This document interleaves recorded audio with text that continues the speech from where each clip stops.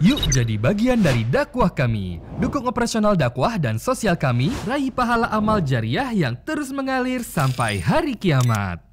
Assalamualaikum warahmatullahi wabarakatuh. Alhamdulillah, tidak henti-hentinya lisan kita selalu memuji dan memuja Allah atas segala nikmat yang Allah berikan kepada kita, terutama nikmat Islam dan iman, yang dengannya tentunya kita bisa mengenal siapa pencipta alam semesta ini, termasuk pencipta diri kita sendiri, dan juga apa tujuan kita ada di muka bumi ini, apa yang harus kita kerjakan, apa yang tidak boleh kita kerjakan, apa yang boleh kita nikmati dari makanan, minuman, pakaian, pendapatan dan pergaulan, dan mana yang tidak boleh. Biasa dikenal dalam agama Allah dengan halal dan juga haram. Dan ini sebuah kebahagiaan tersendiri bagi setiap muslim karena mereka punya panduan hidup. Bukan hanya sekedar tertuntun dengan hal-hal yang terbaik di dunia, tetapi juga mereka akan mendapatkan balasan maksimal di akhirat nanti. Karena seorang muslim hidupnya di dunia dan juga di akhirat. Bahkan akhirat menjadi target utamanya. Dan dalam Islam sudah dipaparkan semua nikmat tersebut yang harusnya kita syukuri dan kita jaga. Dan insya Allah termasuk kita duduk dalam majlis ilmu seperti ini, salah satu tujuannya adalah untuk memperdalam tentang apa yang disampaikan dalam agama Islam dan akhirnya kita menerapkan dalam kehidupan kita sehari-hari. Ini sebuah nikmat yang harusnya kita jaga dan kita syukuri. Alhamdulillah. Selanjutnya kita panjatkan salam hormat kita kepada manusia yang paling pantas untuk diberikan salam hormat, juga dijadikan sebagai suri tauladan, diidolahkan Nabi besar Muhammad sallallahu alaihi wa ala alihi wa sahbihi wasallam, karena semua kehidupan beliau dipenuhi dengan kesempurnaan. Sempurna untuk menjadi pasangan hidup, menjadi anak, menjadi orang tua, menjadi sahabat, menjadi politikus, menjadi saudagar. Jadi orang-orang yang mengikutinya menjadikannya sebagai suri tauladan pasti tidak akan jauh buah dari pohonnya. Artinya kita pun akan sukses bersama dengan beliau. Baik, seperti biasa, bila Allah subhanahu wa ta'ala mudahkan, kita akan lanjutkan buku yang ditulis oleh Dr. Muhammad bin Salih Al-Munajjid Hafidhahullah tentang 40 nasihat memperbaiki rumah tangga. Dan kita sudah menyelesaikan di nasihat ke-11 pada kesempatan yang lalu, bagaimana mengundang orang-orang saleh, ulama, dan juga para penuntut ilmu ke rumah. Dan insya Allah poin ini tentu sudah gamblang kita paparkan pada kesempatan yang lalu. Usahakan ibu-ibu sekalian yang masuk ke dalam rumah kita adalah orang-orang yang membawa manfaat secara keimanan. Bukan berarti kita tidak boleh menyambut tetangga yang sedang datang misalnya, atau ada orang yang bertanya, atau kunjungan secara umum orang yang datang, tetapi kita usahakan agar yang datang ke rumah kita memang yang menjadi sahabat kita, yang menjadi partner bisnis kita, kolega kita dan seterusnya, semua ini adalah orang-orang yang saleh dan saleha. Mereka ini ibarat seperti penjual minyak wangi sebagaimana dijelaskan dalam hadis Nabi SAW. Kalau kita lewat di dekat mereka saja, minimal kita mendapatkan bau wanginya. Atau bisa saja kita membawa pulang oleh-oleh parfum tersebut, atau kita membeli dari mereka. Dan kalau kita justru sebaliknya mendatangkan orang-orang buruk ke dalam rumah kita, Nabi SAW menggambarkan mereka itu seperti peniup atau yang meniupkan buapan api, yang pandai besi. Biasa mereka kalau membersihkan karat-karat dari besi, emas dan perak, mereka menggunakan api.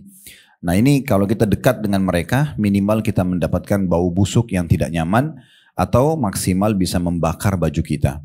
Jadi kalau kita duduk dengan seorang yang soleha, misalnya ibu berteman sama seorang tetangga soleha, atau orang dari majelis ilmu, atau partner bisnis yang baik, yang soleh, yang takut kepada Allah subhanahu wa ta'ala, saya yakin mereka pasti akan menjaga hak-hak kita.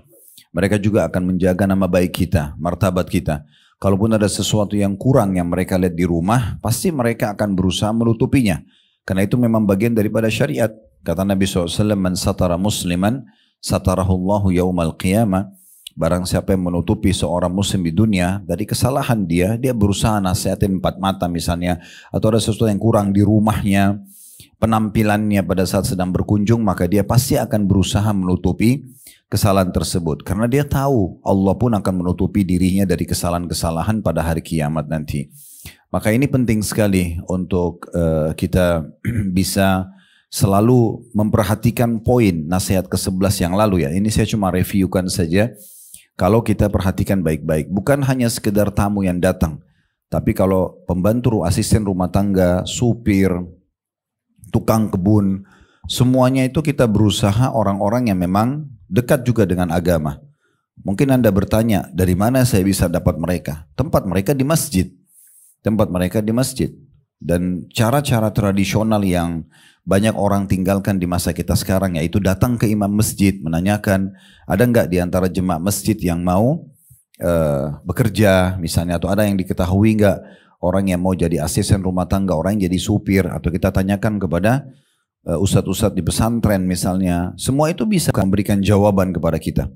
Berapa banyak orang-orang yang terbantukan akhirnya bekerja di rumah yang baik, dan mereka pun orang-orang baik karena kita melalui orang-orang yang baik memintanya. Nah, seperti itulah.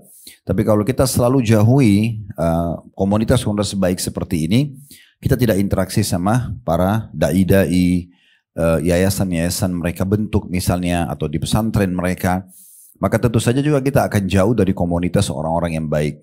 Ini poin kami sangat tekankan sekali di dalam pelatihan manajemen rumah tangga Islami. Dan ini juga sekaligus kalau ibu-ibu ada waktu bisa ikut dengan kami, insya Allah di Jumat, Sabtu, Ahad depan ini kita ada manajemen rumah tangga Islami. Dan itu kita buat pelatihan sampai kurang lebih 15 kali pertemuan. Satu kali pertemuan itu adalah Jumat, Sabtu, Ahad. Artinya kita butuh dikali 15. Ya. Ini nanti pertemuan manajemen rumah tangga Islami 3. Dan itu banyak sekali hal-hal yang kita bahas dan kita pecahkan di dalam ballroom di hotel nanti di puncak itu tentang kasus-kasus yang perlu dibahas. Di antaranya adalah bagaimana kita memilih orang-orang soleh yang masuk ke rumah kita, asisten rumah tangga, kemudian juga supir, tukang kebun, apa saja ya, siapa saja yang kira-kira akan sering interaksi ke rumah, kita berusaha untuk bisa mendatangkan orang-orang yang baik. Itu juga di sini dikatakan para ulama dan para penuntut ilmu. Mereka-mereka itu yang paling pantas untuk kita sering undang ke rumah, terus kemudian mereka makan bersama-sama dengan kita, mungkin kita bisa berdiskusi masalah-masalah agama. Nah, ini efeknya sangat besar dalam membentuk keluarga yang Islami. Kita akan masuk sekarang nasihat ke-12 pada kesempatan ini di halaman 41, yaitu belajar hukum-hukum syariat tentang rumah. Di antaranya, di sini tentu hukum-hukum syariat maksudnya hukum-hukum dari Allah Subhanahu wa taala berhubungan dengan masalah rumah. Apa yang harus kita terapkan dalam rumah kita sehingga rumah itu menjadi rumah yang Islami. Dimulai yang pertama adalah sholat di rumah. Kita perlu garis bawahi, hukum sholat ini kalau bagi laki-laki beda sama perempuan. Laki-laki lebih afdal di masjid. Bahkan Imam Ahmad mewajibkan laki-laki ke masjid. Misalnya suami ibu, anak ibu, ya saudara ibu. Kita berikan masukan kepada mereka agar mereka lebih fokus ke masjid. Karena ada hadis Nabi SAW, saya ingin sekali kata Nabi SAW, ada orang yang menggantikan saya menjadi imam. Kemudian saya pun jalan dengan beberapa orang untuk membakar rumah laki-laki yang tidak pergi ke masjid. Dari hadis seperti ini, yang sahih, Imam Ahmad mengatakan berarti laki-laki kalau tidak punya udzur nggak boleh nggak ke masjid. Kalau dia sakit, hujan deras misalnya, atau ada halangan-halangan, bencana alam dan seterusnya, maka ini mungkin dia boleh saya. Tapi kalau dia lagi tenang-tenang, kayak kita di negara Indonesia, alhamdulillah aman, sebagainya, dia mungkin ke masjid gitu ya. Ada pendapat Imam Syafi'i yang mengatakan sunnah muakkadah, sunnah yang sangat ditekankan. Itu pendapat minimal. Artinya laki-laki memang tetap lebih baik ke masjid gitu ya. Untuk sholat wajibnya, sholat 5 waktu. Untuk perempuan, wajib dan sunnah lebih afdal di rumah. Lebih afdal di rumah. Tapi bagi laki-laki sekarang kita kembali, kalau tadi yang lebih baik dan bahkan diwajibkan oleh Imam Ahmad ke masjid sholat wajibnya, maka sholat sunnahnya tetap dianjurkan di rumah. Ya, sholat sunnah itu selalu paling afdal di rumah bagi laki-laki dan bagi perempuan. Apakah sholat qabliyah, sholat ba'diyah, sholat apa saja, ya, sholat apa saja. Beranjak daripada hadis Nabi SAW situ disebutkan ada footnote nomor 33 hadis riwayat Abu Daud. Dan hadis ini disahihkan oleh Syekh Albani. Kata Nabi SAW, khairu salatil mar'i fi baiti illa salatul maktubah. Sebaik-baik salat laki-laki adalah di rumahnya kecuali salat wajibnya. Jadi kalau perempuan sudah kita bilang tadi pasti udah lebih afdal di rumah gitu ya. Tapi kalau laki-laki tetap penekanannya wajib di masjid, cuman sunnahnya dianjurkan di rumah. Bahkan ada hadis Nabi SAW ya, yang mulia sekali tentang keutamaan sholat sunnah yang dikerjakan di rumah. Nah itu hadis yang setelahnya. Saya bacakan ya. Adapun sholat-sholat wajib tersebut maka wajib dilakukan di masjid bagi laki-laki. Kecuali ada uzur, sakit, hujan deras dan seterusnya. Rasulullah SAW bersabda, tatawu'ir rajuli fi baiti yuridu ala atau yazidu, maaf saya ulangi, tatawu'ur rajuli fi baiti yazidu ala tatawu'ihi indan nasi kafadli salatir rajuli fi jama'atin ala salatihi wahdah. Salat tatawu atau salat sunnah laki-laki di rumahnya melebihi pahala amalan tatawu di hadapan manusia sebagaimana keutamaan salat seorang laki-laki secara berjamaah atas salatnya sendiri. Hadis ini diriwayatkan oleh Ibnu Abi Syaibah dan disahihkan. Jadi saya jelaskan hadis ini, kalau orang salat sendiri dapat satu pahala, ibu-ibu sekalian ya. Kalau salat berjamaah dapat berapa? 25 kali lipat. Begitu disebutkan dalam hadis ya. 25 kali lipat. Itu kalau sholat wajib. Maka kalau orang sholat wajib berjamaah di masjid, terutama laki-laki, itu 25 kali lipat dibandingkan dia sholat di rumahnya sendirian. Tapi kalau sholat sunnah dibalik. Kalau dia kerjakan di masjid, pahalanya 1. Kalau dia kerjakan di rumah 25. Kalau sholat sunnah terbalik. Kalau sholat wajib sekali lagi, laki-laki kerjakan berjamaah di masjid, dia dapat 25 kali lipat. Ya. Tapi kalau sholat sunnah terbalik, kalau dia kerjakan di rumahnya, apalagi dalam kondisi sendirian, atau dia hanya sama istri sama anak-anaknya, itu 25 kali lipat. Nah ini mungkin banyak luput dari orang-orang. Mirip juga mungkin saya tambahkan informasi tentang pahala orang yang hidup di padang pasir, Bapak Ibu sekalian, sendirian. Kayak para pengembala kambing, orang-orang badui, ya. Mungkin kalau kita di pedesaan kita, saya pernah lihat cukup banyak di pedalaman sekali, di gunung-gunung. Mungkin rumah itu berjarak-jarak jauh-jauh gitu kan. Dan tidak banyak komunitas di kampung tersebut. Ini kalau mereka dalam kondisi sendirian, lalu diiqomahkan, masuk waktu sholat dia iqomah dan dia sholat, maka pahalanya sama dengan 50 kali lipat dibandingkan tempat lain.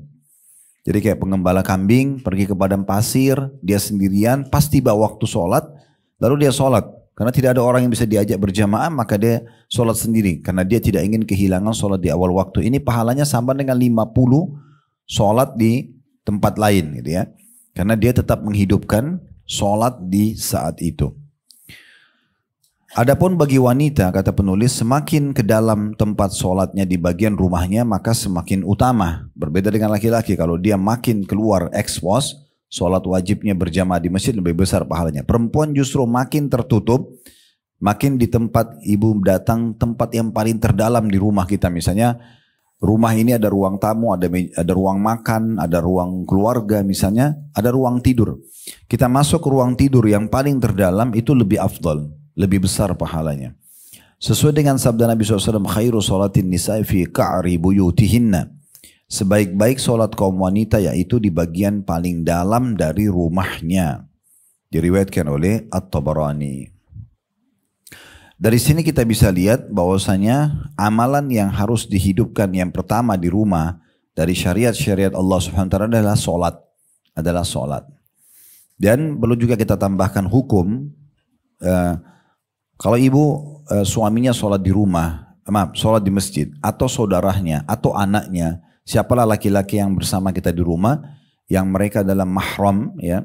Kalau mereka ke masjid, ibu bisa bilang sama dia, nanti kalau pulang dari masjid tolong imami saya lagi. Dia boleh mengerjakan 2 kali sholat. Tapi sholat keduanya itu sudah sunnah bagi dia. Ini terjadi hukumnya karena pernah satu kali ada seorang sahabat telat datang sholat. Kemudian kebetulan Nabi SAW dan sahabat yang lain sudah selesai salam. Dia datang sendiri mau sholat. Sebelum dia takbiratul ihram, Nabi SAW sempat tahan dia. Lalu beliau bersabda kepada sahabat-sahabat yang ada di masjid tersebut, siapa yang mau bersedekah untuk saudaranya ini? Maksudnya dia sholat berjamaah sama orang ini, jangan dia sholat sendiri. Maka Abu Bakar pun berdiri, padahal Abu Bakar baru saja selesai sholat bersama Nabi SAW. Di sini sholat Abu Bakar yang kedua, dengan jenis sholat yang sama, itu sudah menjadi hukumnya sunnah. Tapi dibolehkan oleh Nabi SAW karena dia menemani saudaranya agar tidak sholat sendirian. Makanya suami yang sudah sholat di masjid, anak misalnya, saudara misalnya, paman misalnya, siapalah yang satu rumah. Sepupu tidak masuk dalam mahram ya. Jadi yang mahram saja mereka boleh kembali kemudian mengimami kita. Juga beranjak daripada riwayat Mu'adz bin Jabal radhiyallahu anhu di mana beliau seringkali sholat bersama Nabi SAW di masjid. Kemudian setelah itu beliau pulang ke kaumnya mengimami kaumnya lagi. Jadi sholat 2 kali. Menjadi imam yang kedua karena kaumnya belum ada yang punya kapasitas hafalan dan bacaan seperti Mu'adz. Ini hukumnya sudah sunnah bagi Mu'adz tapi boleh dikerjakan. Sama berarti hukumnya misal ibu kebetulan pas mau sholat duhur di rumah, satu waktu misalnya ibu punya anak perempuan, gadis di rumah, kebetulan dia sudah sholat. Ibu belum sholat, ibu masih bisa bilang bersama ke dia, tolong temani ibu sholat lagi nak. Dia boleh sholat lagi. Atau kebalikannya, misalnya dia baru mau sholat anak ibu sudah sholat. Ibu bilang sini ibu temani nak, sholat lagi misalnya. Nah itu boleh, supaya tidak sholat sendirian. Tujuannya untuk mendapatkan pahala ekstra tentunya. Nah ini semua contoh-contoh sholat yang bisa dihidupkan. Juga tambahannya di poin ini, ibu usahakan setiap sholat bisa pindah di beberapa titik di rumah. Jadi kayak misalnya ibu sholat sekarang di titik di sebelah ranjang sebelah kanan misalnya. Nanti sholat yang setelahnya di sebelah kiri ranjang. Mungkin setelah itu di bagian kaki ranjang. Mungkin setelahnya mungkin kalau ada jarak antara kepala ranjang dengan dinding mungkin bisa sholat di sana. Contoh saja. Mungkin yang punya macam-macam lah walking closet dan apalah model-model di kamar kita dan ada space untuk bisa sholat menghadap kiblat, sholat aja karena tempat-tempat yang kita sholat ini bisa menjadi saksi pada hari kiamat. Walaupun mayoritas waktu ibu sholat di satu titik, misalnya ibu memang selalu meletakkan sejadah di sebelah kanan ranjang, ya udah nggak masalah. Tapi usahakan semua sudut rumah itu ibu pernah sholat. Sekali di ruang tamu, sekali di kamar anak, sekali di dekat meja makan. Karena dalam hadis disebutkan semua itu akan menjadi saksi pada hari kiamat. Ya, makanya dianjurkan kalau kita sudah sholat wajib aja, sholat sunnahnya pindah ke sebelahnya pun cukup. Yang penting pindah gitu ya. Dan ini akan menjadi saksi hari kiamat. Saya tidak bisa lupa Dr. Tariq Hafidhahullah, salah satu dosen kami dulu di Madinah. Waktu itu saya masih SMA, ya. Beliau sempat datang ke Indonesia dan sempat ke kota Makassar waktu itu. Saya masih bolak-balik di Makassar liburan dari kampus Madinah dulu. Walaupun waktu itu masih SMA tapi dalam kampus kami tinggal satu asrama sama teman-teman yang sudah kuliah. Tahun 90-an. Waktu itu sempat saya sambut beliau di rumah nenek kami di Makassar. Awal sekali dia duduk di sofa di ruang tamu. Dia bilang, Khalid tolong kasih saya space untuk sholat. Saya pikir Syekh ada sholat tertentu yang dia mau kerjakan. Waktu itu kebetulan waktu duha. Pikir dia mau sholat duha gitu kan. Kemudian dia sholat. Habis sholat saya sempat tanya. Dan ini perlu kalau ada seorang alim mengerjakan sebuah perbuatan dan kita tidak tahu dasarnya. Ada baiknya kita bertanya. Ya. Atau teman-teman di pengajian misalnya. Ibu melihat ada satu teman pengajiannya. Kok dia habis sholat zikirnya lama banget misalnya. Atau dia membuka aplikasi Al-Quran dan dia sedang baca. Atau apalah kegiatan kebaikan. Tidak ada masalah yang kita tanya gitu kan. Maaf saya mau tanya tadi apa yang dibaca ya kan. Atau apa program dalam Al-Quran. Program Al-Quran. Kenapa kok baca Al-Quran. Bertanya seperti ini penting. Karena mungkin mereka punya dalil dalam mengerjakan itu. Dan akhirnya menambah informasi buat kita. Gitu kan? Berapa banyak orang yang mendapatkan banyak manfaat dari hal-hal seperti ini karena bertanya. Karena bertanya. Waktu itu saya tanya, akhirnya Dr. Tariq mengatakan, saya tanya, Syekh, Anda sholat apa tadi? Terus dia mengatakan, saya sholat tatawu. Tatawu ini kayak sholat tambahan bu. Ya, sunnah tambahan ya. Jadi ibu misalnya, ini habis kajian nih, contoh ini saja ya, habis kajian begini, kebetulan sudah bubar, ibu melihat, ibu masih ada wudhu, masih menunggu asar cukup lama, lalu ibu ingin sholat 2 rakaat pendekatan diri kepada Allah saja, namanya tatawu. Diniatkan dalam hati hanya pendekatan diri kepada Allah, langsung hadap kiblat, takbir, sholat saja. Yang itu. Ini sholat tambahan, ini mirip dengan puasa tambahan juga ada. Pernah kami sampaikan hadis itu, saya ingatkan lagi, Nabi SAW pernah pulang ke rumah, lalu menemui Aisyah dan bertanya, wahai Aisyah, apakah kalian punya makanan untuk sarapan? Kata Aisyah, tidak ada ya Rasulullah. Kata Nabi SAW, kalau begitu hari ini saya puasa. Nah ini bukan hari Senin, bukan hari Kamis, karena dalam riwayat-riwayat lain disebutkan Nabi setiap kali Senin Kamis itu udah nggak pakai tanya lagi, dia langsung puasa. Beliau langsung puasa, termasuk puasa yang tidak pernah ditinggalkan gitu ya. Dalam puasa sunnah. Nah ini berarti menandakan bukan hari sedang puasa, Tapi karena Nabi SAW dia di rumahnya nggak ada makanan, ya udah dia puasa saja. Gitu kan. Ini namanya puasa tatawu. Ini contohnya gitu ya. Nah ini kita bisa lakukan sholat tambahan seperti ini. Jadi dia sempat bilang juga sama saya, Dr. Tariq bilang hafizahullah, saya juga berharap mudah-mudahan tempat ini menjadi saksi buat saya hari kiamat. Subhanallah memang berjalan mungkin setahun atau 2 tahun setelah beliau datang, beliau tidak datang lagi di kota Makassar itu. Rumah itu dijual karena mau dibagi warisan. Karena ini punya nenek dulu, jadi orang tua kami dan saudara-saudaranya membagi warisan tersebut. Akhirnya dibeli oleh seseorang, lalu dibongkar semua rumah itu. Jadi maksudnya memang semua yang dulu ada di bangunan tersebut itu sudah terbongkar dan sudah tidak bisa lagi menjadi saksi memang kalaupun beliau datang gitu ya. Makanya peluang-peluang itu sangat baik sekali untuk kita mampir di rumah keluarga, lagi silaturahim keluarga. Kita masih ada uduk, mampir aja sebentar, bisa nggak? Saya mau sholat sebentar. Sholat aja 2 rakaat. Niat sholat uduk kah, sholat taubat kah, sholat mendekat diri kepada Allah. Kita nggak tahu apakah kita akan kembali ke rumah itu atau tidak. Mungkin rumah itu nanti dijual, sudah tidak lagi punya kerabat kita nggak bisa lagi menjadikannya saksi hari kiamat. Itu kan poin yang sangat baik ya. Dan tadi kalau masalah bertanya, sering bertanya tentang kebaikan-kebaikan, apa saja orang kerjakan selama itu baik, nggak apa-apa kita bertanya dengan santun. Ini dicontohkan oleh 2 orang tabi'in yang sangat masyhur. Namanya Abdullah bin Mubarak dengan Fudail bin Iyad. 2 orang ini bu, ya dua-duanya sangat terkenal soleh sekali. Jadi kalau ibu baca tentang tabi'in atau mau cari tahu salah satu generasi tabi'in yang belajar dari sahabat yang soleh-soleh ini, cerita hidupnya mereka itu semua tentang kematian, surga, neraka, tentang masalah keimanan, ilmu yang bermanfaat gitu. Maka pasti tidak luput nama Abdullah bin Mubarak dengan Fudail bin Iyad. Salah satu yang mereka buat program harian bu. Sepakat nih, sholat subuh mereka ketemu di masjid mana, di Irak waktu itu ya, di masa itu. Nanti duhur, asar, maghrib mereka pisah tempat. Mereka pisah masjid. Sudah sepakat. Misalnya si Abdullah bin Mubarak sholat di masjid 1, 2, 3. Fudail bin Iyad sholat di masjid 4, 5, 6. Nanti isya mereka ketemu lagi.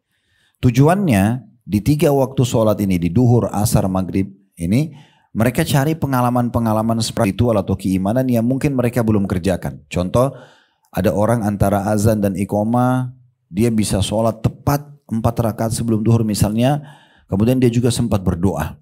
Maka didatangi oleh Abdullah bin Mubarak ditanya, kamu tadi baca doa apa? Apa yang kau minta sama Allah? Bisa nggak berbagi dengan saya? Ada orang berzikir misalnya, ada orang baca Quran, ada orang yang apalah ya, dia pakai pakaian yang khusus misalnya, yang rapi, lebih rapi daripada umumnya orang dalam sholat. Dia semua itu ditanya. Nanti isya mereka ketemu baru saling berbagi. Tadi saya ketemu ini loh, tadi saya ketemu ini loh. Jadi pengalaman 3 waktu sholat itu dijadikan sebagai momentum untuk menambah iman mereka di waktu isya. Besok mereka ulangi lagi, lusa. Begitu mereka lakukan program-program mereka. Nah ini termasuk poin yang sangat baik gitu ya. Siapa tahu pada saat ibu datang ke rumah keluarga, lalu ibu pamit mau sholat di satu titik, mungkin dia belum tahu hukumnya. Lalu dia tanya, ibu bilang saya dengar di pengajian begini. Mungkin dia ajarkan, dia terapkan, ibu dapat pahala dia. Mungkin dia ajarkan kepada anaknya dan suaminya, lalu kemudian diterapkan. Berapa banyak pahala yang kita tidak pernah sangka ternyata mengalir dengan luar biasa. Mengalir dengan luar biasa. Saya tidak tahu ibu pernah dengar cerita ini atau belum, tapi saya ingin berbagi saja. Kalau sudah pernah kita cuma mengingat kembali, karena ilmu itu makin diingat-ingat makin bagus. Ada kisah tentang Abu Hanifah rahimahullah. Abu Hanifah ini salah dari 4 mazhab bu ya. Karena ada mazhab Abu Hanafiyah, ya, pendirinya Abu Hanifah. Kemudian ada Malik, ya, dikenal dengan mazhabnya Malikiyah, Imam Malik. Ini gurunya Imam Syafi'i, ada Imam Syafi'i yang dikenal dengan Syafi'i, dan ada Imam Ahmad dikenal dengan Hanabilah. Nah Abu Hanifah ini bilang, saya pernah belajar 5 hukum berhubungan dengan masalah cukur ya, tahallul pada saat selepas umrah, itu dari seorang tukang cukur. 5 hukum, padahal dia imam madhab. Masa dulu karena tidak ada kamera, orang tidak tahu. Kalau sekarang kan kita mau cek fotonya ulama siapa di seluruh dunia ini, bisa kita cek. Kita cengar searching di Google ulama terkenal di Amerika, mungkin keluar semua nama-namanya, foto-fotonya. Masa dulu orang tidak tahu, orang cuma kenal nama. Abu Hanifah ini satu kali selesai sa'i, dia mau tahallul, dia datang kepada seorang tukang cukur. Lalu kemudian dia negosiasi Bu. Dia mengatakan berapa cukurannya. Tukang cukur itu tiba-tiba mengatakan, ini adalah ibadah. Kenapa kau negosiasi sama saya? Udah kasih saja yang kau mau. Maka kata Abu Hanifah, dari sini saya belajar hukum fikih satu. Artinya kalau emang ibadah ngapain negosiasi gitu kan? Itu salah satu bagian daripada ketakwaan kita kepada Allah SWT. Ibu kalau mau terapkan sebuah hukum, ada namanya fatwa, ada namanya takwa, ya. Kalau fatwa itu ibu tanya hukum supaya ibu cari mana yang paling ringan buat ibu misalnya. Kalau takwa memang ibu selalu mau cari yang terbaik, mana yang paling afdol. Itu sudah ketakwaan kepada Allah Subhanahu wa taala. Jadi tidak ada lagi negosiasi masalah ini. Abu Hanifah tersentuh, iya ya, masa cukur berapa sih? 10 real, 15 real kalau sekarang ya. Zaman dulu mungkin lebih murah lagi. Terus harus negosiasi padahal ini penutupan ibadah gitu. Terus dia bilang, itu yang pertama. 5 hukum ya. Hukum yang kedua dia bilang, waktu saya sedang duduk, mau dicukur sama dia, saya memberikan sisi kiri kepala saya. Maka tukang cukur itu mengatakan, semoga Allah merahmatimu. Sunnah Nabi SAW adalah sisi kanan. Nabi suka semuanya memulai dengan sisi kanan. Kenapa kau berikan sisi kirimu? Kata Abu Hanifah, saya belajar hukum yang kedua. Emang benarnya harus mulai sisi kanan kalau kebaikan-kebaikan gitu kan. Karena dikatakan dalam hadis yang sahih, karena Nabi SAW yuhibbut tayammun. Nabi SAW suka sekali dengan sisi kanan. Pakai sendal, pakai pakaian, semua sisi kanan. Sisi rambut, semua sisi kanan dulu gitu. Kecuali maaf orang kalau lagi bersuci, membersihkan diri, cebok, itu mungkin ya. Tapi kalau ini selalu Nabi SAW ke sisi kanan. Dia bilang saya keluarkan ini faham sebuah hukum yang kedua. Hukum yang ketiga dia bilang, sambil saya dicukur rambut saya, kemudian saya sambil diam. Tukang cukurnya mengatakan, semoga Allah merahmatimu. Kenapa kau diam? Ini lagi ibadah. Ini nusuk. Nusuk itu kayak manasik ya. Nusuk ini satuan rangkaian daripada ibadah. Kamu belum menyelesaikan ibadah kamu. Masih tahallul. Kenapa diam? Berzikirlah kepada Allah. Kata Abu Hanifah, saya dapat hukum yang ketiga. Daripada orang tahallul diam, zikir saja. Istighfarkah, tasbihkah, takbirkah. Kemudian dia bilang, setelah selesai itu, yang keempat. Saya pas sudah selesai membayarnya, dia sempat nanya kepada saya. Waktu itu saya sudah mau pergi. Mau kemana kamu? Dia bilang saya mau. Kata Abu Hanifah bilang saya mau pergi, gitu kan? Saya sudah mau pergi. Kata tukang cukurnya, kenapa kau pergi begitu saja? Ini baru selesai. Ini penyempurnaan ibadah kamu. Harusnya kamu berdoa. Artinya selepas tahallul pun berdoa gitu ya. Ini bagian-bagian hukum yang Abu Hanifah penasaran. Setelah selesai semua itu pun Abu Hanifah sempat pergi lalu dia bertanya-tanya. Ini orang dari wajahnya bukan seorang alim. Kalau alim gak bakal duduk cukurin orang di situ. Pasti dia duduk di masjid ngajar. Ini ada sesuatu nih. Dia kembali lagi lalu dia mengatakan. Abu Hanifah bilang sama tukang cukur tadi. Dari mana semua tadi yang kamu ajarkan kepada saya itu? Apa kata dia? Tukang cukurnya, saya pernah mencukur Atha bin Abi Rabah. Atha bin Abi Rabah seorang alim besar di Mekah, muridnya Abdullah bin Umar. Dia bilang saya pernah mencukur Atha bin Abi Rabah dan dia melakukan itu. Semua apa yang saya ajarkan kepada kamu. Bayangkan ya, efek orang soleh tadi ini. Atha bin Abi Rabah datang, dia tidak ajarin orang, tapi dia melakukan sikap itu karena orang tahu dia seorang alim, orang ngikutin sikapnya. Lalu tukang cukur itu selalu mengajarkan kepada siapapun yang sedang cukur dengan dia. Dan salah satunya yang belajar dari situ adalah Abu Hanifah. Abu Hanifah ini bisa saja belajar langsung dari Atha bin Abi Rabah. Tapi dia bisa mendapatkan ilmu itu dari tukang cukurnya. Ini contoh manfaat yang luar biasa. Jadi tidak ada salahnya ibu bertanya. Jangan diam gitu ya. Ada teman-teman kita dermawan sekali. Tanya, apa motivasinya? Kenapa kok kamu tuh baik sekali sama orang? Mungkin dia sebutkan ke ibu sebuah hadis yang membuat ibu berubah. Ibu yang jadi rajin bersedekah, lebih semangat lagi dari sebelumnya misalnya. Atau majelis ta'lim begini, apa yang motivasi? Kenapa mau adakan majelis ta'lim? Mungkin ibu dapat jawaban dari yang membuat majelis ta'lim. Mungkin karena ini, karena itu. Mungkin ibu kita tidak terfikir sebelumnya. Misal contoh. Atau apalah semua kegiatan-kegiatan. Ada orang bolak-balik umroh dan haji. Ada orang ini dan itu bakti sama orang tuanya. Ada orang yang selalu membuat program sedekah harian. Yang dijadikan target misalnya orang-orang yang butuh, orang-orang miskin di pelosok mana. Semua itu bisa menjadi program-program tambahan kita. Nah ini diantaranya. Jadi poin yang pertama dalam masalah menerapkan syariat di rumah yaitu sholat. Usahakan ibu hidupkan sholat ya.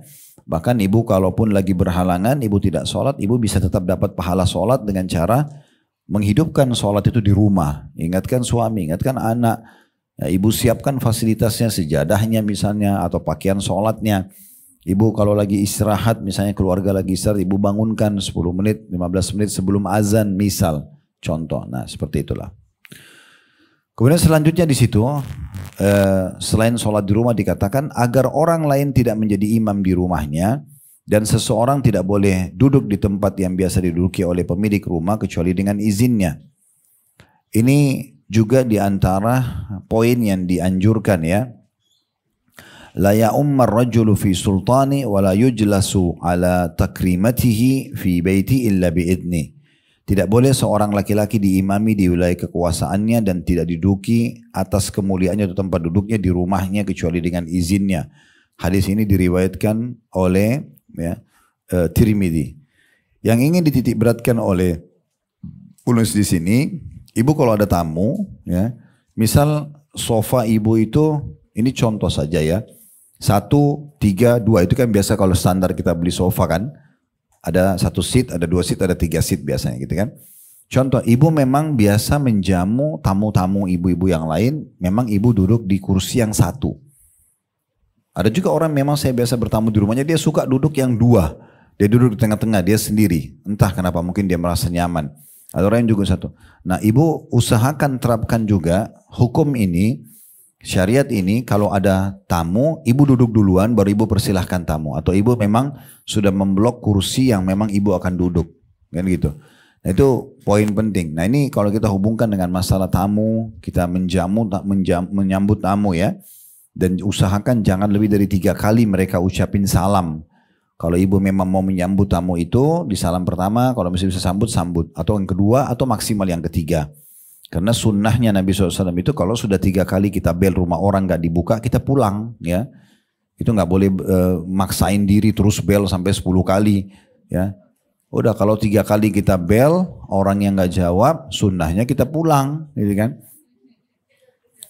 Ya, karena itu pernah terjadi di masa Umar radhiyallahu anhu. Umar radhiyallahu anhu itu membuka dirinya di siang hari khusus untuk masyarakat yang mau berkeluh kesah. Ya, beliau sebagai raja waktu itu di masa kerajaannya dari tahun 13 sampai tahun 23 Hijriah, salah satu perbuatan baik Umar radhiyallahu anhu, beliau selalu buka rumahnya karena waktu itu tidak ada istana raja. Beliau pun tidak ingin dibangunkan istana gitu ya. Maka beliau buka rumahnya, siapa saja yang punya keluh kesah bisa datang menyampaikan. Satu waktu ada satu orang sahabat dari Ansar yang datang, kemudian dia dia salam di rumah Umar dan Umar lagi sholat sunnah. Maka Umar belum menjawabnya. Setelah 3 kali orang itu salam, tidak ada jawaban, orang itu pergi. Maka Umar pun keluar lalu tanya tetangganya, siapa yang datang tadi? Mereka bilang si fulan. Maka Umar bilang panggil dia. Bagaimana bisa dia pergi sebelum saya izinkan? Karena waktu itu Umar sebagai pemimpin.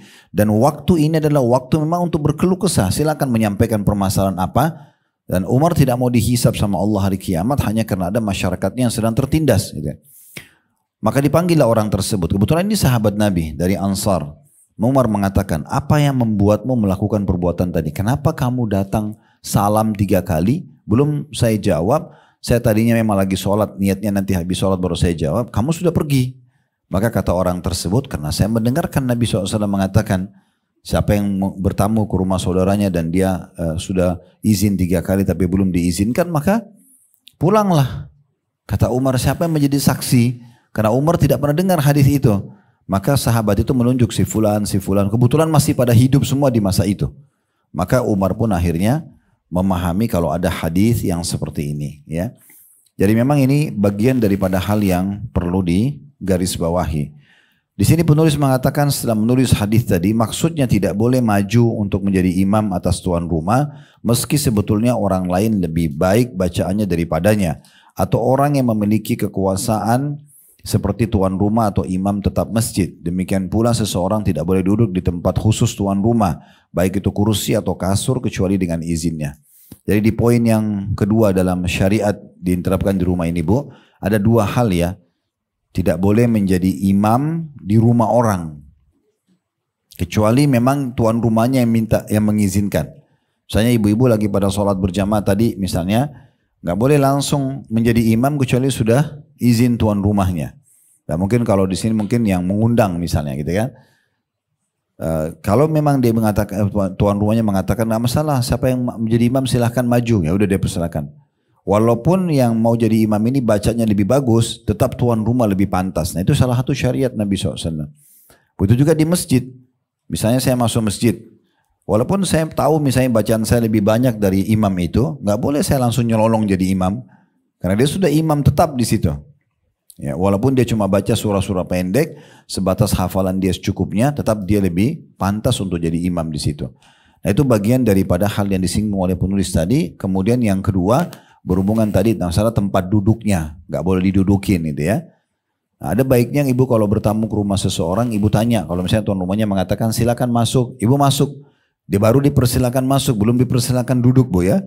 Nanti kalau ibu sudah masuk dalam pintu, kemudian dikatakan silakan duduk misalnya. Itu pun adabnya ibu tanya, saya duduk di mana? Gitu ya. Karena jangan sampai yang kita dudukin kursi dia. Nah ini yang disinggung dalam poin ini tadi, sesuai dengan hadis Nabi SAW.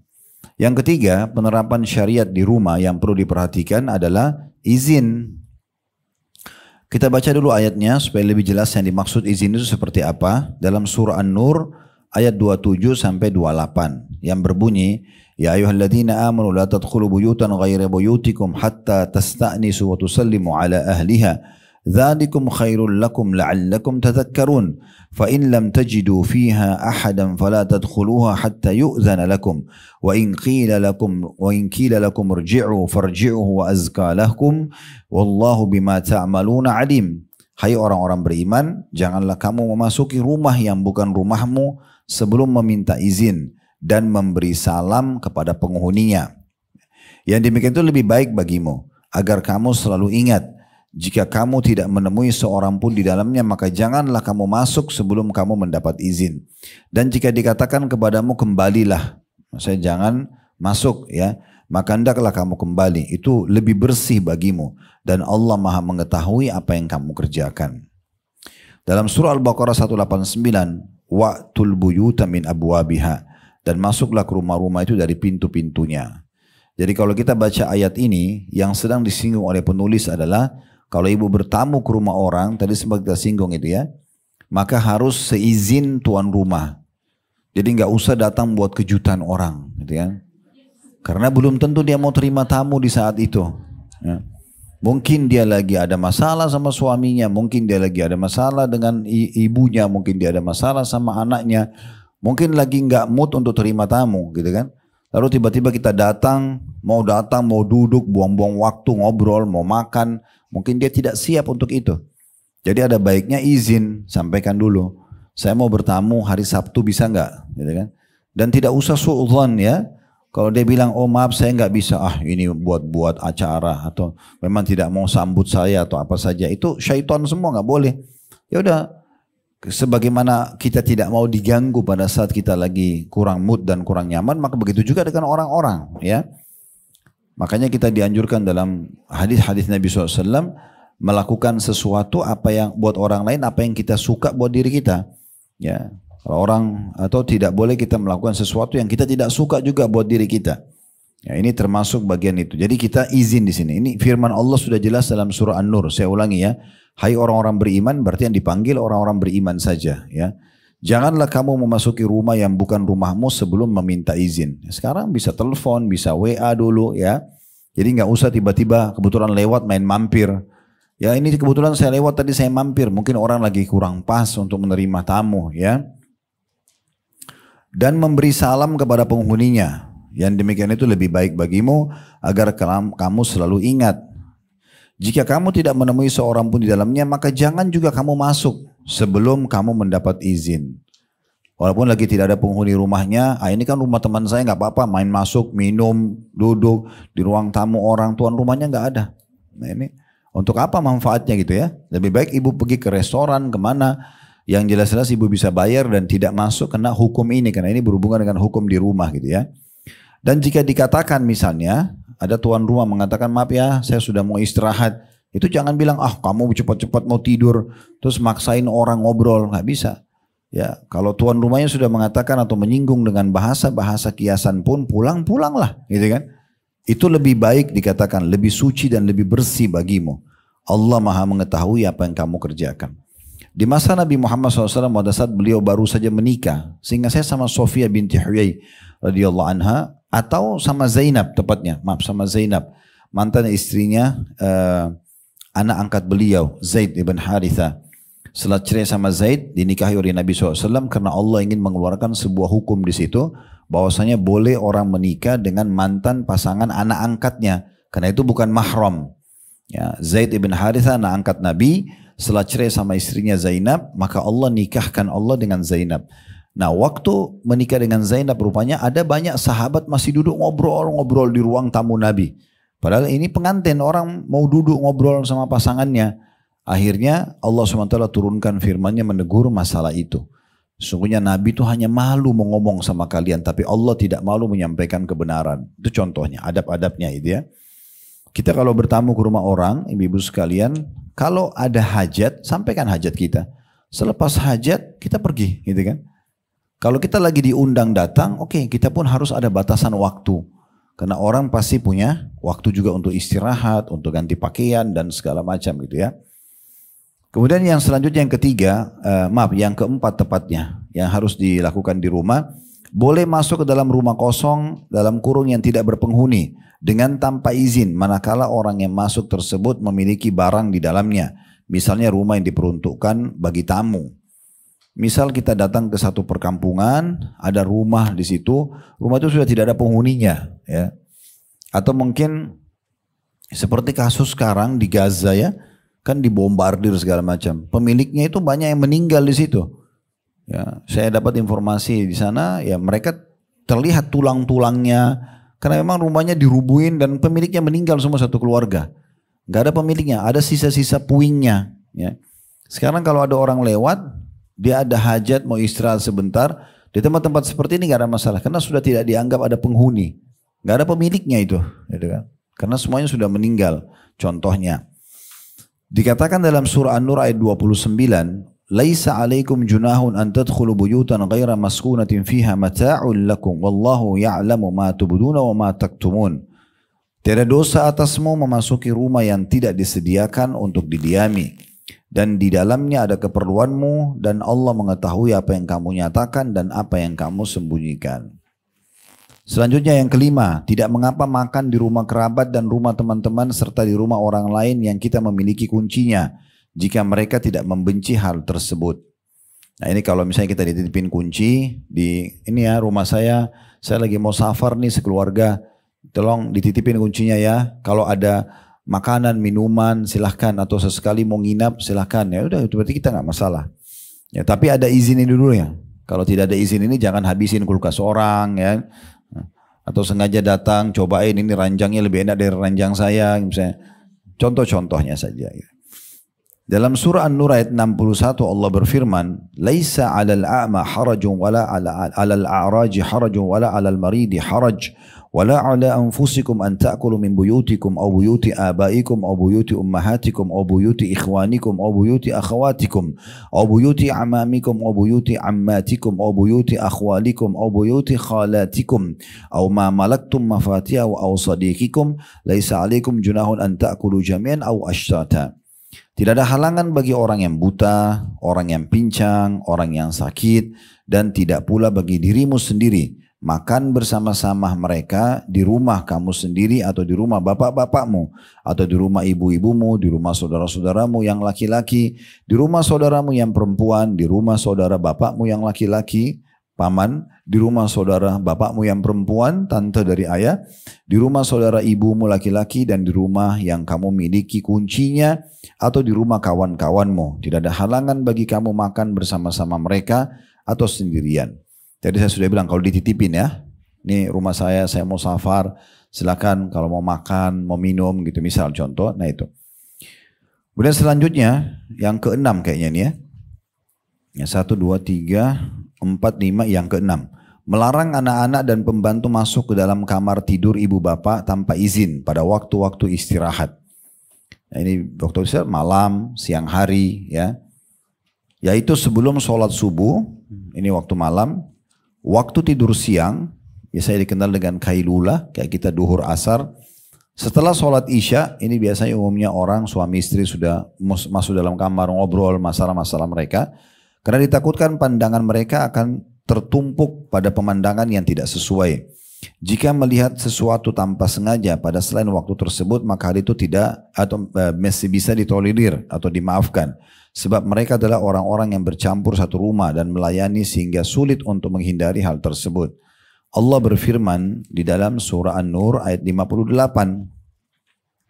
Yang bunyi, ya ayyuhalladzina amanu liyasta'dzinkumul ladzina malakat aymanukum walladzina lam yablughul huluma minkum thalatha marrat min qabli salatil fajri wa hina tada'una thiyabakum minadh dhahirati wa min ba'di salatil isya thalathu awratin lakum laisa 'alaikum wala 'alaihim junahum ba'dahun tawafuna 'alaikum ba'dukum 'ala ba'd kadzalika yubayyinullahu lakumul ayat wallahu 'alimun hakim.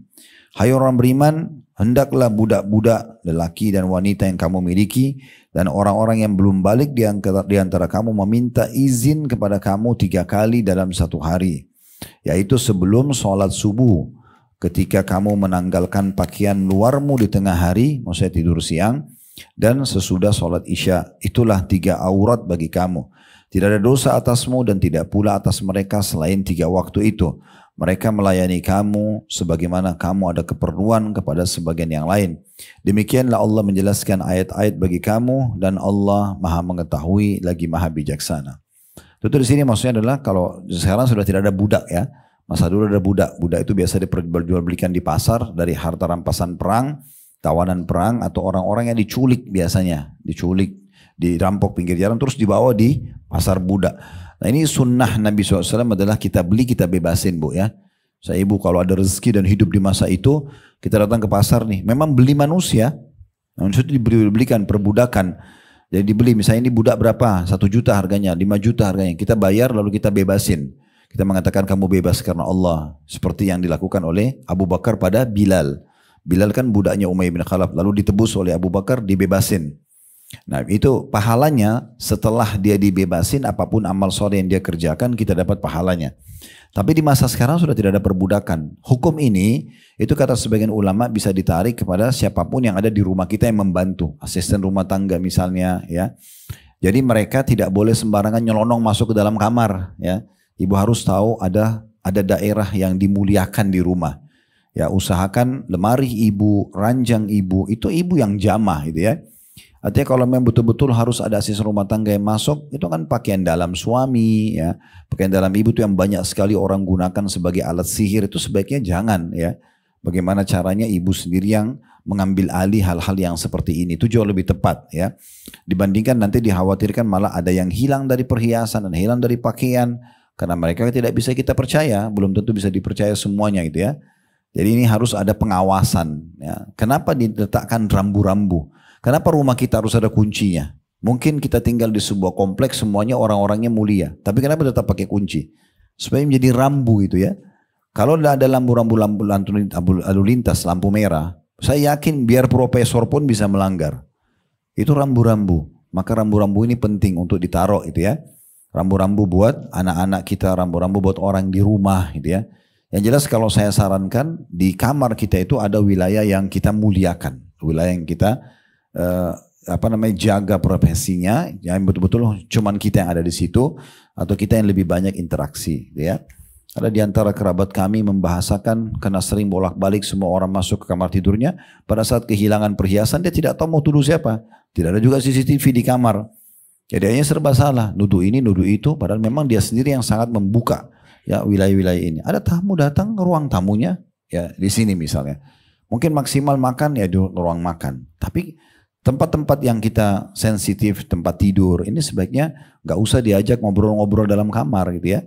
Kecuali memang darurat sekali memang ya. Mungkin itu saudara kita lagi sakit nggak bisa berdiri dari ranjang, oke lah. Karena kita tidak tahu hati orang. Mungkin ranjang ibu lebih bagus dari ranjang dia. Mungkin spray kita lebih bagus. Mungkin lemari kita lebih bagus. Mungkin banyak hal lah. Tiba-tiba terbuka lemari, ada pakaian tidur yang dia tidak punya. Misal, kan bisa saja mengundang hasad dan ain orang. Maka sebaiknya ini dijaga itu ya. Ini lebih baik dijaga. Nah, orang-orang yang kerja di rumah pun juga ada batasan-batasannya. Nah, tiga waktu ini mereka wajib izin. Harus izin kalau mau masuk rumah. Maksudnya ketuk, diizinkan baru bisa masuk, kalau enggak. Sebelum subuh maksudnya malam itu ya. Sebenarnya 2 waktu ini bersamaan. Lepas isya sampai sebelum azan subuh, ini waktu tidur sebenarnya. Kecuali ibu yang suruh bawain minuman, bawain makanan, diantar gitu kan. Nah itu mungkin. Dan juga saya saran saja, usahakan rumah itu memang sesuai dengan bagian-bagiannya. Tidur, ranjang itu Bu, tempat tidur dan istirahat. Atau ngobrol suami istri. Bukan makan. Keliru orang bawa makanan di atas ranjang. Tidak tepat. Kalau tumpah, kalau ini ada sisa bau makanannya. Kenapa harus dilakukan? Kenapa enggak di meja makan? Misal contoh ya. Ruang tamu ya tamu. Ruang makan ya makan. Kita masing-masing. Ngomongnya pun diatur. Misalnya, yang ngomongan di ranjang, yang ngomongan masalah ranjang, omongan di meja makan, yang masalah makanan, di ruang tamu, yang masalah urusan tamu, gitu lah. Itu akan jauh lebih baik.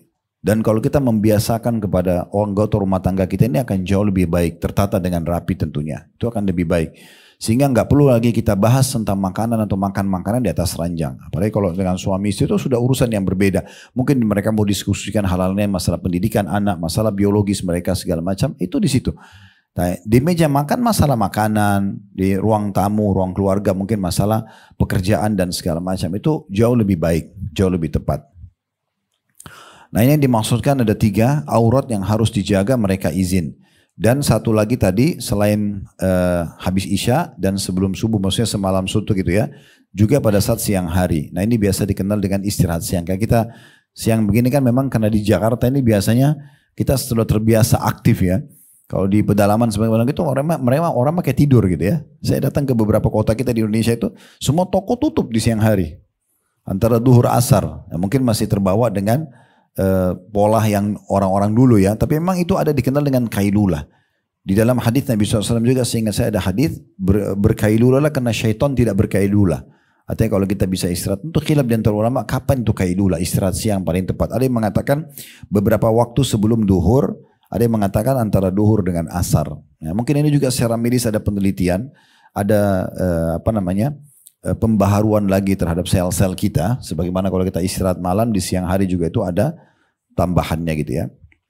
Selanjutnya yang ke-7, nah ini juga penting, dilarang mengintip rumah orang lain tanpa izin mereka. Ada satu kebiasaan saya tidak tahu, ibu juga tahu atau tidak, tapi saya kaget gitu.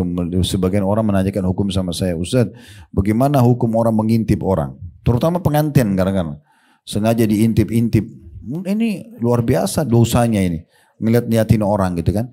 Dan itu dijadikan sebagai bahan leluconan. Mereka sengaja di kamar pengantin dibuat lubang, sengaja dilihat segala. Ini subhanallah, melihat aurat orang, melihat aib orang, gimana ceritanya ini kan gitu. Itu memalukan sekali, itu harusnya tidak boleh ya terjadi.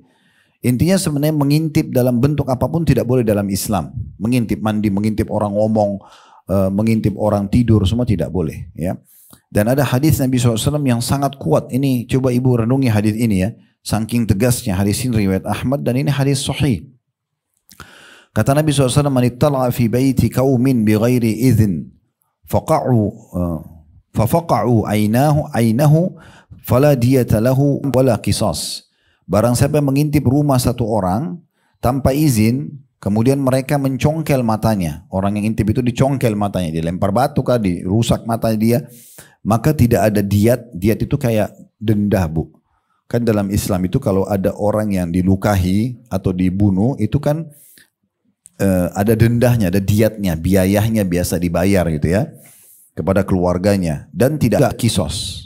Kan kisos itu orang kalau tampar ya ditampar juga kan gitu kisosnya. Orang kalau tonjok orang giginya jatuh, dia juga ditonjok giginya jatuh. Makanya saya sering sampaikan di pengajian, supaya ibu terhindar dari hukum ini, kalau ada yang ngajak bertengkar, ibu tinggalin aja. Biarin dia bertengkar dengan tembok. Nah, Gak usah dilayani. Kamu begini, kamu pengecut, biarin aja, sudah tinggalin aja. Nah, itu lebih aman. Mau dia bilang kita pengecut, mau penakut, terserah, gak apa-apa. Yang penting saya tidak terjerumus dalam, karena kalau sudah emosi kita jadi tidak sadar. Akhirnya jadi masalah kemana-mana gitu kan. Pertengkaran dihindari saja, karena ini juga termasuk hal-hal yang bisa membahayakan. Intinya sebenarnya salah satu hukum syariat yang harus diperhatikan dalam rumah adalah tidak boleh kita membiarkan ya ada celah untuk pengintipan gitu ya. Diintip-intip itu nggak boleh sama sekali. Dengan alasan apapun, apakah mandi, apakah tidur, apakah makan, apa saja ya. Obrolan-obrolan semua ini tidak boleh. Selanjutnya yang kedelapan, wanita yang ditalak tidak boleh keluar atau dikeluarkan dari rumahnya selama waktu iddah atau masa menunggu dengan memberikan infak kepadanya. Ini juga termasuk syariat di rumah. Ya, ada namanya tolak raj'i, ada namanya tolak bayin. Tolak raj'i berarti cerai yang masih bisa kembali. Itu 2 kali. Kata Allah SWT, at-talaku marratan. Cerai itu 2 kali. Dan kalau yang sudah cerai yang ketiga, berarti sudah tolak bayin. Berarti tidak bisa kembali. Ya, tidak bisa kembali lagi kecuali si wanita nikah sama laki-laki lain. Pernikahan normal, kemudian cerai lagi dengan suami keduanya, baru terbuka kesempatan untuk kembali sama mantan suami pertama. Tapi nggak boleh direkayasa. Nggak boleh orang ribut-ribut terus main ceraikan, saya ceraikan kamu misalnya sampai 2-3 kali. Terus karena menyesal, terus si suami ini bilang sama temannya, kamu nikahi istri saya sekarang tapi langsung ceraikan lagi ya, hanya untuk menghalalkannya.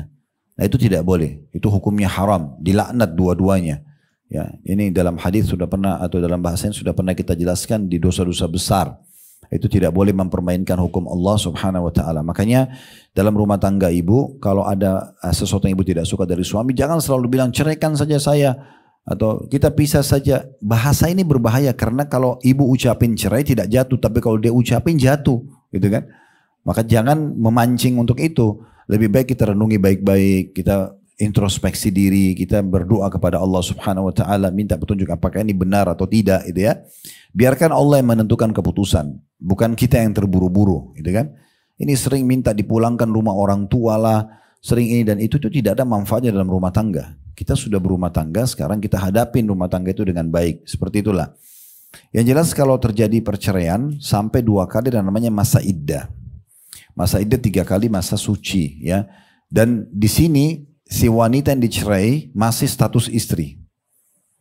Dalam masa iddah masih status istri. Kalau dalam masa iddah itu suaminya meninggal, dia termasuk mendapatkan warisan sebelum selesai masa iddahnya. Tapi kalau sudah selesai masa iddah, dia menjadi wanita asing. Makanya kata Nabi SAW, jangan main-main di 3 hal, di pernikahan, di perceraian, dan rujuk. Gak boleh misalnya saya bilang sama teman saya, kebetulan saya punya anak perempuan, dia punya anak laki-laki. Lalu misalnya kita bercanda aja, nanti anak kita jodohin ya. Kalau dia bilang iya, anak-anak itu terikat secara hukum. Sampai nanti mereka dewasa kita tanya, dulu ibu atau ayah jodohin kamu sama fulan ya. Oh saya nggak mau ya sudah. Atau kita batalin. Itu kemarin yang kita bicara tuh kita batalin ya. Karena kalau tidak terikat hukum. Makanya nggak boleh main-main dengan masalah perceraian. Atau contoh yang lain, kan yang mensahkan pernikahan itu walinya perempuan kan. Nggak boleh misalnya seorang laki-laki sebagai wali, dia bilang misal contoh dia bilang sama temannya, saya nikahkan kamu sama anak perempuan saya dengan mas kawin misalnya kunci mobil ini. Kalau laki-laki itu bilang saya terima nikahnya, itu sah walaupun anak perempuannya tidak tahu. Karena kan dia walinya. Jadi nggak boleh sembarangan itu. Jangan main-main soal masalah pernikahan. Itu kalau ayahnya ya.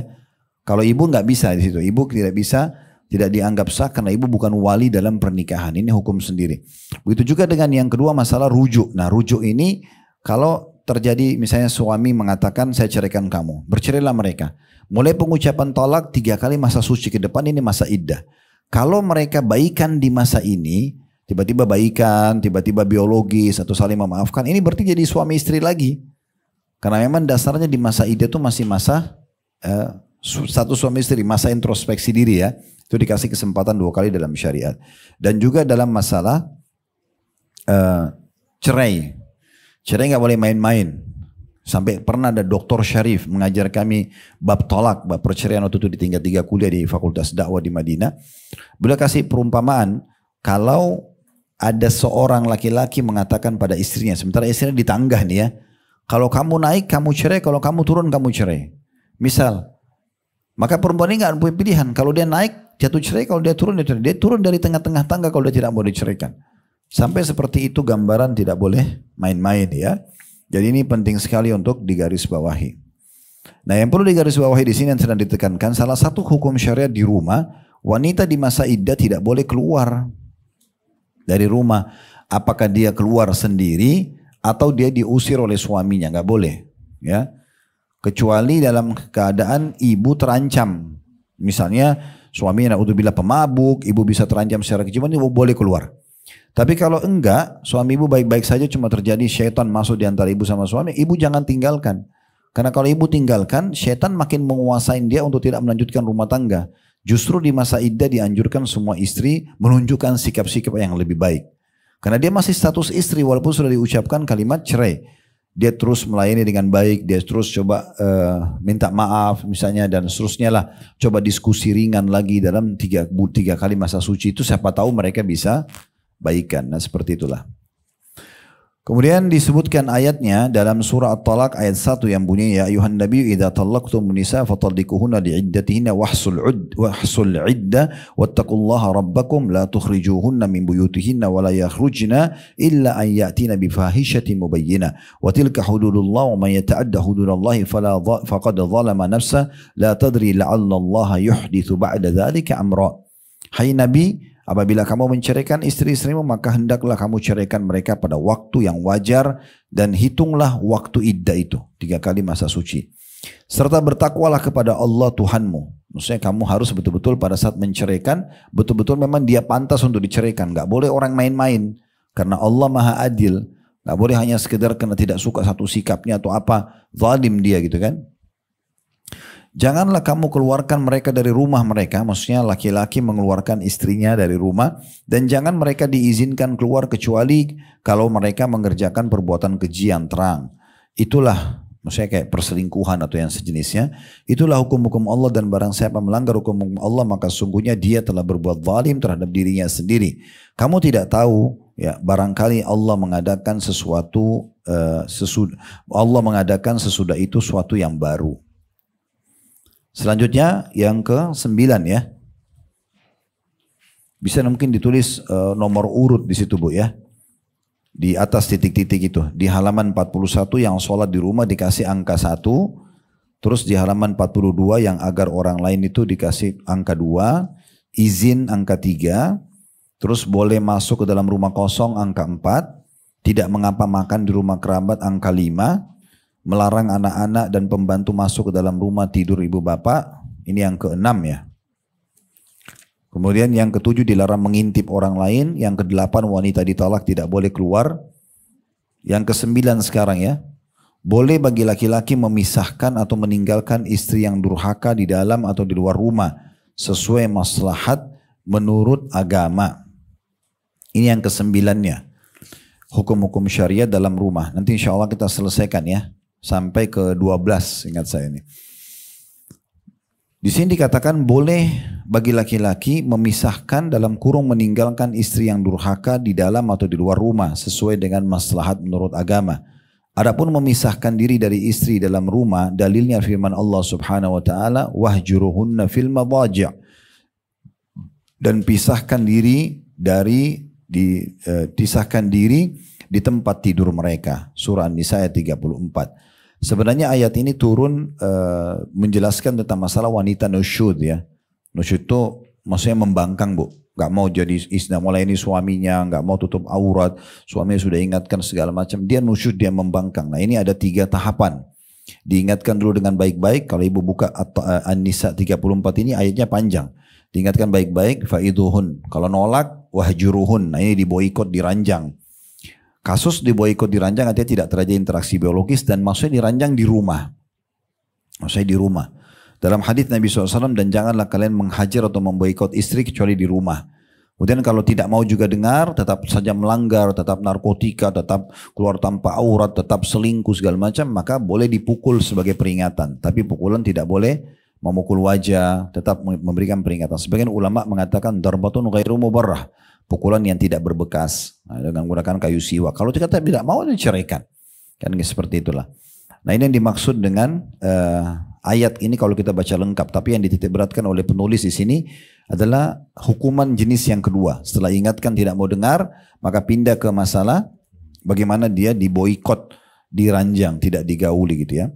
Adapun dasar memisahkan diri dari istri di luar rumah adalah seperti yang terjadi pada diri Rasulullah SAW ketika beliau memisahkan diri dari istri beliau dalam kamar-kamar mereka. Dan Rasulullah SAW mengasingkan diri di luar rumah istri-istri beliau. Hadis ini diriwayatkan oleh Bukhari. Ini sudah tahu kisahnya Bu ya. Jadi pernah ada Hafsah, salah satu istri Nabi anak Umar radhiyallahu anhum ajmain, itu mengajak istri lain untuk demo, tanda kutip sini, supaya dinaikkan nafkah. Dan ternyata istri Nabi yang lain terpengaruh. Akhirnya mereka menuntut naik nafkah. Sementara Nabi Muhammad SAW ini menentukan nafkah sesuai dengan perintah dari Allah. Nabi Muhammad beda sama laki-laki yang lain gitu ya. Karena beliau memang diperintah oleh Allah SWT untuk mengerjakan itu. Maka waktu itu Allah Subhanahu Wa Taala mengizinkan Nabi Muhammad SAW untuk menghajar istri-istri beliau di luar rumah. Nabi bersumpah atas nama Allah tidak akan mendatangi istri-istri beliau selama sebulan. Maka semua ummahatil mu'minin di rumah mereka masing-masing, mereka nggak boleh keluar. Nabi pun tidak mendatangi. Dan Nabi mengambil satu rumah sendiri, beliau selama sebulan tinggal di situ. Cuma di situ yang beliau tinggal, tidur, beliau pergi sholat bolak. Dan memang tidak sama sekali menyentuh istri-istrinya. Setelah 1 bulan turun firman Allah Subhanahu Wa Taala menyuruh para istri-istri Nabi itu memilih.